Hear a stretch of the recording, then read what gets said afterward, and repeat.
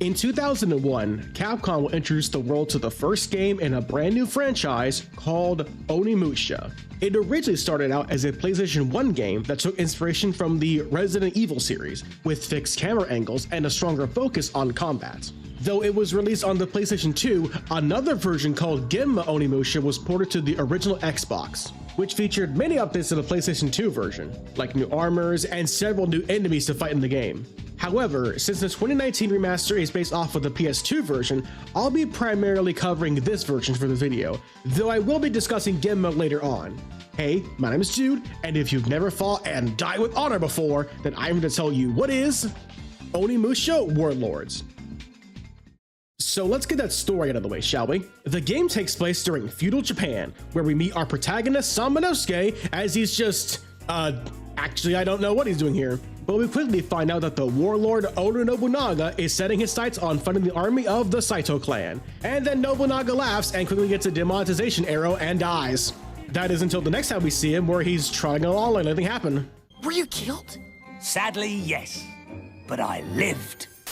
Anyways, our real plot begins when Samanosuke receives a letter from his cousin, Princess Yuki, who tells us that something is very wrong in the castle. And then she gets kidnapped a la Princess Peach. With the help of his faithful ninja companion, Kaede, our hero makes his way to the castle, only to then get his butt absolutely handed to him by demons. But it's okay, because now he's got the magical gauntlet that lets him destroy all the demons. Also, he can rescue Princess Yuki before she's sacrificed to grant Nobunaga immortality. Well, that's certainly a plot, I guess. Onimusha has a very out there kind of story now that I think about it. It's serviceable enough on its own, but just don't expect anything profound out of this one. There's a lot of showing and not telling from Onimusha, like how Nobunaga's even alive in the first place, the notes of previous samurai who fought the demons, and even a decent amount of lore on the underworld and how the demons hierarchy works. The game also has a narrator appear right out of nowhere in very specific scenes, like when the game has to remind the player that, hey, this man is Hideyoshi, by the way, don't kill him. Also, the voice acting is pretty bad. It's nowhere near as funny or quotable as Resident Evil, but it's worth listening to see just how bad old voice acting was. Except for Guildenstern, he's hilarious. What's this? Oh, a liver. Onimusha is a hack and slash with fixed camera angles and a touch of survival horror to go on top of it. You'll be playing as Samanosuke throughout the game, and you'll occasionally swap to Kaede for some brief puzzle solving. Let's start with the basics. Samanosuke has a 3-hit combo, and once he's given the Oni Gauntlet, he can absorb orbs from fallen foes. Red orbs are used to upgrade your arsenal, yellow restores health, and blue refills your magic meter. You can block attacks with the left trigger, while the lock-on is done with the right trigger. And you can do a backdash to evade enemy attacks, which is great for single target encounters like in the first boss of the game. And once you get your magic weapons, you can do a special button with the Y attack that performs a powerful move to destroy your enemies. And because this is Resident Evil-like, you'll have to get used to the tank controls, meaning that Samanosuke will move forward according to where he's at after swapping to another camera angle. Unfortunately, since the game is so melee focused, it can be easy to lose track of where your character is sometimes. Thankfully, in the remaster, the left stick can be used to ignore the tank controls, which completely neuters the game, just like in a Resident Evil remake. Though if you want to use the tank controls as God intended, then the lock-on will make things much easier. Unlike Resident Evil, combat is a strong focus in Onimusha, so you'll need to clear out rooms with demons to earn more souls so you can level up your weapons and orbs. However, right before an enemy hits, you can perform what's known as an Isen move. This will nearly one-shot weaker foes, and is great for turning the tide of battle in your favor, though you'll probably end up performing this move by accident most of the time, since the timing is different for every foe. Samanosuke can also kick enemies down, which is good for making space, and he can run up to a downed foe and stab them for a solid kill. But because the animation takes so long, you're probably going to get hit while doing this. Though larger enemies like the Barabazus can't be kicked, so be sure to know when the part where you start kicking is going to be. Otherwise, you'll end up in the chorus line. Kicking? Oh, I want to do some kicking! Why, you? Next up, we have the weapons. Samanosuke has up to 7 weapons he can acquire during the game, and every weapon and orb can be leveled up 3 times via red orbs, which you can do via the enhance option at the save points. And you'll want to do this often since leveling up your weapons lets you access new rooms in the castle. You'll start the game off with the normal katana, and this rusty old thing gets forgotten real fast. Since it does the bare minimum for a weapon, you'll only be using it for the first 30 minutes. That is until you get your first real weapon, that being the Rhizon, after finding the Thunder Orb, which does more damage at faster speeds and can perform a fast-hitting flurry of attacks at foes. And every upgrade will increase how many swings you can get in before a finisher. The next weapon you get is the Enryu. This weapon serves as the game's broadsword, meaning that it has a slower attack speed but can two-slap a lot of foes. And the magic attack performs an overhead fire wave that scorches and knocks down all enemies, making it great for wiping out rooms of lots of demons. That being said, my favorite weapon has to be the the Shapoo. This double-bladed weapon is the last of the 3 major swords required to beat the game, and strikes enemies with a fast-hitting combo, but where this weapon really shines is its magic move, which spins out a whirlwind and strikes at all foes around him, making it excellent for crowd control, along with nearly one-tapping those annoying airborne foes too. But melee isn't the only option at your disposal. There are also a handful of ranged weapons that are good as a last resort. Yeah, all 2 of them. And since they're optional, ammo can be scarce at times, so use them wisely. The first ranged weapon you can find is the bow, within a chest in the underground temple. And you'll have to hold down the right bumper plus the attack button to shoot the Genma. Arrows are scattered across the castle, and you can spend red orbs at the same points to upgrade normal arrows into fire arrows. Unfortunately, this process can take a good second to perform, so make sure you're at a safe distance before trying to pull the trigger. However, the best gun in the game is, by far, the Matchlock. This weapon is found after solving the statue puzzle in the west area, and fires powerful bullets that can nearly one-shot any and all demons. And you can upgrade your bullets to the burst version at the save points too. And since the gun auto-aims for you, this thing can annihilate one of the last bosses in the game, letting you kill in home defense as the Founding Fathers intended. I own a musket for home defense, since that's what the Founding Fathers intended. 4 ruffians break into my house, the devil, as I grab my powdered wig and Kentucky rifle, blow a golf ball-sized hole through the first man, he's dead on the spot. Next, we have Kaede, a female ninja who the game swats over while Samanosuke takes a nap or something. Kaede is much faster than her better half, and has a knife to slash up those Genma fools. It's certainly an attack you can do. Unfortunately, she can't absorb souls to heal, which forces her to rely on herbs and medicine. And she has a small health pool to boot, so it's best to avoid enemies when playing as her, though there will be one instance halfway through the game where she's required to fight a mini-boss. And when you swap back to her, she starts out at the exact same health you left her after said boss. Thanks game, I hit you too. Kaede can also throw kunais at foes from a safe distance, which she has an abundance of, though they do very little damage, so you won't be using them too hardly at all. Except for those archer Genma, forget those guys. However, during her first go-around, she can find a hidden weapon called the Sacred Knife, a glowing red blade that deals stronger hits and is very good against the previously mentioned mini-boss. She can also do moves to make space, like a roundhouse kick, a backflip, and the hardest move to do, her Isin, which has her jump behind monsters and slit their throats faster than you can say, subscribe to Jude Knight. And the only other weapon of note is the Bishaman Sword, found in the final area of the game.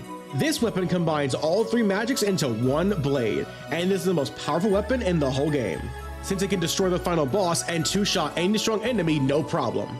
Unfortunately, you need to complete the Dark Realm by making it to level 20, get the Bishaman Ocarina, and use it on the door here. And since it's only available at the end of the game, its availability is very poor, unless you unlock the ultimate difficulty, which gives you the weapon at the start. Moving on. Now, with a few exceptions, Onimusha doesn't have you acquiring keys to open up new rooms like in Resident Evil. Instead, the game has you opening up most doors with orbs of your corresponding weapon. For example, the main entrance of the castle requires a level 1 fire orb to enter, while doors like the one above the tower need a level 1 green orb to open. So it's best to prioritize magic orbs to level up first to make more progress in the game. Though there will be times where you need a key item to progress in the game, like the blue and red keys or the evil plate to open the door you passed several times. In fact, the more Resident Evil-like segments happen when you swap to Kaede, who has to grab key items like the silver and gold plates to find Princess Yuki, or when the two have to work together to escape the castle traps early on, in which you have to place one character on either an X or a plus tile, swap to the other one so they can clear the way to the O tile, along with the infamous water puzzle, which has you move the blocks to get the half circles together to save Samanosuke from drowning. Which isn't too tough since the game gives you a lot of time to complete this, but if you die, it's back to the last save, so watch out. And while exploring areas, you'll come across these soldiers fighting off the monsters. And unless you help them out, they will not survive on their own, and killing all the enemies will reward Samanosuke with some extra items, like herbs, arrows, and magic and power jewels. Samanosuke can acquire several handy items along this journey, herbs will heal a portion of his health, while medicine fully heals him, acting as the game's first aid spray from Resident Evil. And then there's the power and magic jewels, which will upgrade your health and magic meter. One such jewel can be found in the bucket on the second floor of the castle, and is easily missable if you cut the rope by accident. There's rare items like the talisman that fully revive you after a game over. There's also an item you can find called the soul absorbers, which will one-shot most enemies who get caught in the circle, making it really good for fighting the Dark Realm. And then you may come across items called the fluorides, and the game is very vague on what this thing does. The answer is nothing. In this playthrough, these are just collectibles for unlocking an alternate panda costume when you have 10, and collecting all 20 unlocks the Oni Spirits minigame. And before I forget, there are 2 extra armors you can find in the game. The first being the Holy Armor, which prevents souls from being stolen by foes, which can be found in the chest early on while helping Kaede escape the castle. And near the end of the game, you can find the Great Armor behind the waterfall in a puzzle box, which looks the same as his first armor, though it does boost his defense a little, so that's kind of cool, I guess.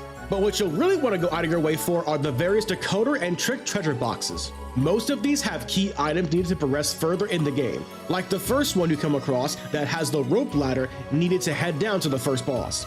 Trick boxes have you moving a series of numbers within a lot of tries to open it up.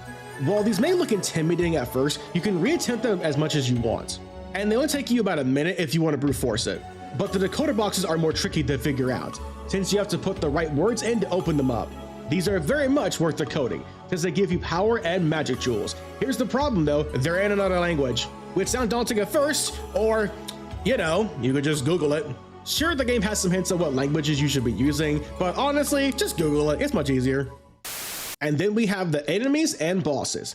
Onimusha features a healthy variety of mooks to tackle, like the easiest of the bunch, the zombie warriors, who can be dispatched with a few swings. Except for the ones with arrows, they're a real pain to deal with, since they usually go out of range and you have to either shoot them or spam tornadoes. Along with the slightly more challenging Bazus, who are these spiky, sharp-looking dudes that take notes from boneless skeletons who love to keep rolling all over you. Another enemy to look out for are the Ronaldos. These deep sea horrors, when killed, will split into 2 and make a clone to overwhelm you. And they're able to go underground and command grab you from afar, so watch out. There's also a handful of enemies later on with shields and axes, like the previously mentioned Barabazus and the Red and Blue Knights. And the best advice I can give for these guys is to remember that you can block most attacks, and try to learn the ease and timing if you're good enough.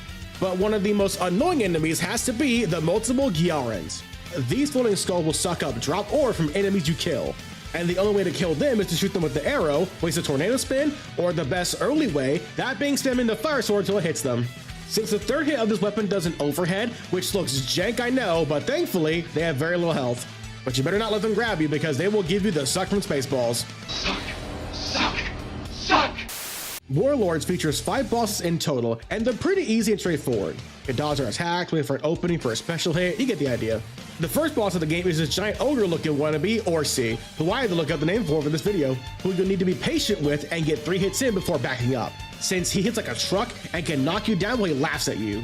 Then there's Marcellus, one of the coolest bosses in the game. You fight this dude twice, and in the first round, he's got a shield that forces you to wait for an opening to slash him with your special attack. But one of his most dangerous moves is his tornado, which can knock you down real fast. And in round 2, the game gives you a free medicine at the entrance, so go grab that immediately because he does a lot more damage, especially when he whips out his dual blades. The doppelganger, known as Stellado, is one of the tougher encounters in the game, since he can block your special attacks, but the Shapu can make him much easier to deal with. And then there's Hecuba, one of the most annoying bosses in the entire game. Before this fight begins, you'll want to refill your magic meter at the save point, since you have to play a Kaede section before this fight even starts. And be sure to save with her because if you die, you have to watch all the cutscenes all over again. Thanks, game.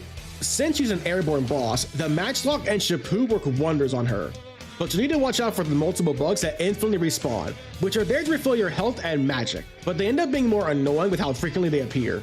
And the final battle against Fortinbras can be quite tricky. He has 5 attacks to watch out for: a flame breath, punches, laser, an eye laser, and a command grab where you mash all the buttons to escape. And the game gives you 2 free medicines outside the arena. And if you picked up the optional Bishaman sword, he goes down even faster. And speaking of optional content, you'll come across this weird looking upside down piece of lettuce that just stares at you all day, menacingly. Which, after being the doppelganger and grabbing the Rosary of Communication, you can speak to him and he will take you to what's known as the Dark Realm. The Dark Realm acts as this game's bloody palace from the Devil May Cry series, where you fight hordes of enemies to move on to the next floor, along with extra items to keep you alive longer. There are 2 areas in the game where you can go to the Dark Realm, inside the castle and the well on the western side of the map. Within the Dark Realm, there are 20 floors of Genma to fight off, and your reward for clearing all 20 of them is the previously mentioned Bishaman Ocarina. And now for the moment you've all been waiting for, it's time to talk about the infamous Xbox version that wasn't featured in the remaster called Genma Onimusha. Genma is a very different experience from Warlords.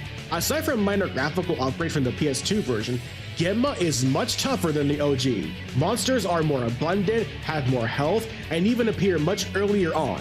But the game introduces a new orb type called the Green Orbs. These can be consumed to fill up this meter on the top left, and when you fill it up all the way, you can press the left bumper to turn invincible and restore health. And the Green Orbs will spawn after killing or whacking foes enough times. Though it is temporary, you can absorb more Green Orbs to make it last even longer. Be warned though, enemies can suck up Green Orbs too, and you'll need to mash the A button to grab them before they do.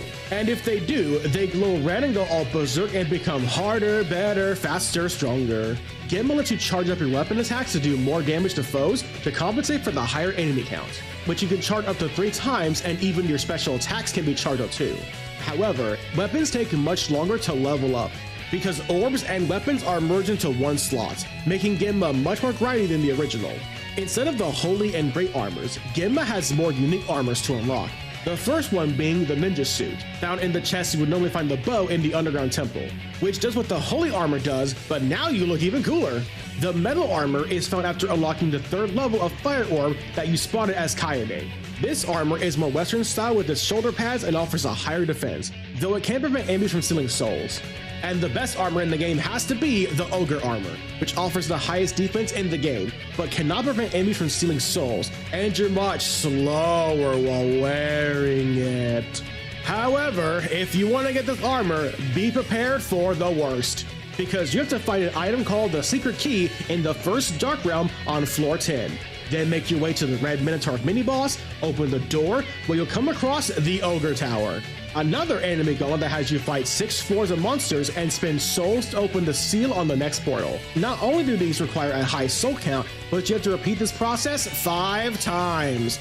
And the end of the 5th portal has you face off against the Ogre armor, an extremely difficult fight that blocks most attacks, requires you to learn timings to break through his defense, and it can grab you halfway across the arena to boot. And unless you stocked up on items, like I didn't, this Ogre can be a pain to deal with. And finally, the most well-known difference with Genma has to be the little doll named Ayame. A Genma-possessed doll that chases you throughout the game, and you'll know she's there when you hear the sound of bells. This little Edward Scissorhands doll is the Mr. X of the game. It chases you everywhere and can kill you very quickly. Should you fight this thing? Absolutely not. This thing is a nightmare to battle. She has a lot of health, requiring charge, magic, and regular attacks to beat. Oh, and guns don't work on her. Of course they don't. And your reward for beating this doll is... nothing! Nothing! Yay! Thanks for wasting my time, game. Oh, and she can suck the life out of you and stab you to boot. Thanks, game. Am I having fun yet? Okay, so let's go over some tips and fun facts about the game, shall we? When approaching colored doors, you'll need to swap to the appropriate colored weapon to open it up. And in the remaster, you can swap to a different weapon via the right trigger button, since you had to swap to different weapons in the menus in the original versions. The remaster also features a reorchestrated OST, due to the fact that the game's composer, Mamoru Samuragochi, was discovered to have had a ghostwriter composing his songs the whole time. After defeating the doppelganger boss and encountering the FMV with the bug lady, the castle layout changes slightly, in that previous areas are no longer accessible. So you better go back to those higher floors in case you missed something you want to get, like some bullets at the top of the tower. After you've gathered enough orbs in the game, when you go to the enhance option, your only gauntlet will upgrade to an orange and finally a golden version. But what exactly this does, I have no idea. As previously mentioned, if you beat the game with 10 fluorides, you unlock the panda suit, which is hilarious to look at. But if you find all 20, you unlock the Oni Spirits minigame, which has you break all the pots before the enemies do, or you run out of health and die. There are 20 levels in this place, and here's the best part, it's not worth doing, since the only reason for beating this is to unlock the previously mentioned ultimate difficulty, which gives you the Bishaman sword at the start, so it acts as an easy mode with how busted you are. If you beat the game with an S rank, you'll unlock an extra costume for Kaede. Yeah, that's totally worth the game, sure. Near the end of the game, if you head over to this area, you can use the match lock to open the bridge and get some extra items. When heading up to the highest part of the castle, you can cut these shoji doors in half. And that's really cool. Anyways, so hopefully this video has given you a good idea on what this game is and how it plays. If you wish to purchase this game, it is now available on everything minted in the remaster of Warlords, and it's backwards compatible on PS5 and Xbox Series, along with being available on the Nintendo Switch and PC. Unfortunately, Genma Onimusha was never re-released and is only backwards compatible on an Xbox 360. However, the original version on Xbox has remained relatively affordable, ranging at around $10. But the best way to play Genma is through the Zemu emulator, which runs the game at a higher frame rate and resolution. Onimusha Warlords is a game that, while taking inspiration from Resident Evil, has enough differences in terms of combat and presentation to make it stand out on its own. Despite being somewhat underrated, the franchise has received several sequels and spin-offs, and as of this recording, is set to return in 2026 with the release of a brand new game called Onimusha Way of the Sword, along with the remaster of Onimusha 2, and I await patiently to see how they bring this franchise back with the modern graphics and hardware. Thank you all so much for watching. Please like, share, comment, and subscribe, and I hope you have a blessed day. Take care.